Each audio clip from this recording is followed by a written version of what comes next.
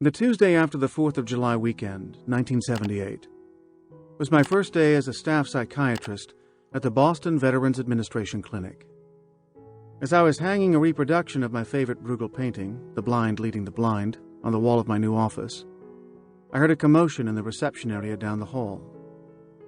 A moment later, a large, disheveled man in a stained three-piece suit, carrying a copy of Soldier of Fortune magazine under his arm, burst through my door.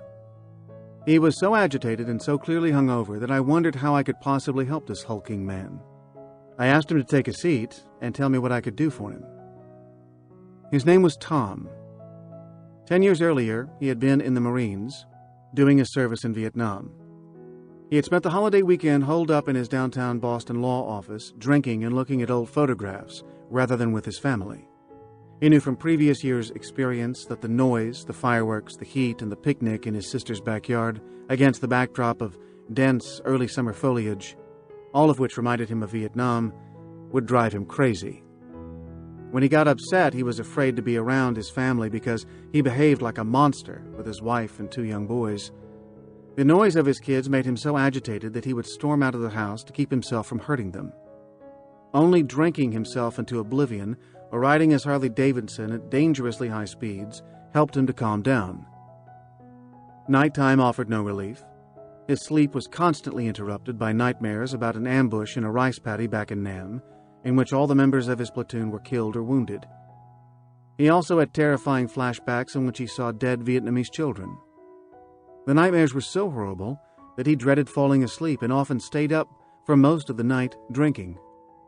In the morning, his wife would find him passed out on the living room couch, and she and the boys had to tiptoe around him while she made them breakfast before taking them to school. Filling me in on his background, Tom said he had graduated from high school in 1965, the valedictorian of his class. In line with his family tradition of military service, he enlisted in the Marine Corps immediately after graduation. His father had served in World War II in General Patton's army, and Tom had never questioned his father's expectations. Athletic, intelligent, and an obvious leader, Tom felt powerful and effective after finishing basic training, a member of a team that was prepared for just about anything. In Vietnam, he quickly became a platoon leader, in charge of 8 other Marines. Surviving slogging through the mud while being strafed by machine gun fire can leave people feeling pretty good about themselves and their comrades. At the end of his tour of duty, Tom was honorably discharged, and all he wanted was to put Vietnam behind him. Outwardly, that's exactly what he did. He attended college on the GI Bill, graduated from law school, married his high school sweetheart, and had 2 sons.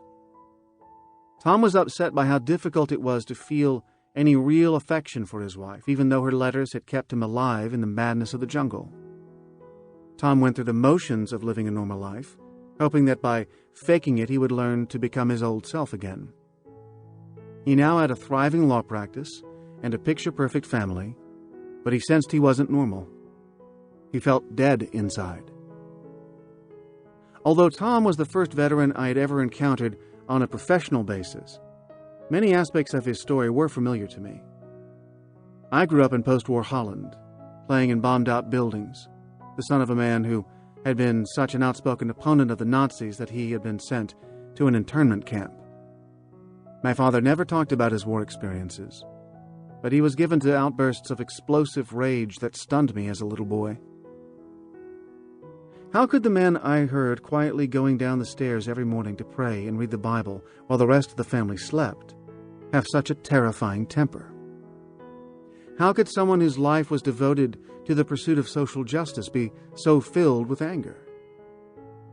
I witnessed the same puzzling behavior in my uncle, who had been captured by the Japanese in the Dutch East Indies, now Indonesia, and sent as a slave laborer to Burma, where he worked on the famous bridge over the River Kwai.